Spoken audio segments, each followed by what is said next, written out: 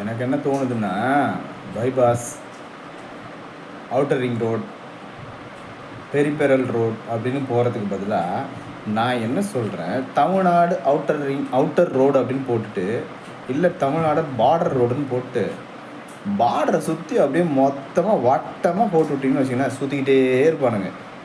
எல்லாத்தையும் தூக்கிட்டு வந்து சென்னையில் வச்சுட்டு நெரிசல் ஆகுது டிராஃபிக் ஆகுதுன்னா வரவன்னா என்ன லாரியடா எடுத்துகிட்டு வரான் உள்ள பைக்கு காருக்கே டிராஃபிக் ஆகுதுடா. நீங்கள் லாரி போடுறவனுங்க ரோடு இந்த மாதிரி போட்டு விட்ருங்க பார்டரில். அவனுங்களுக்கா டிராஃபிக் ஆகுது?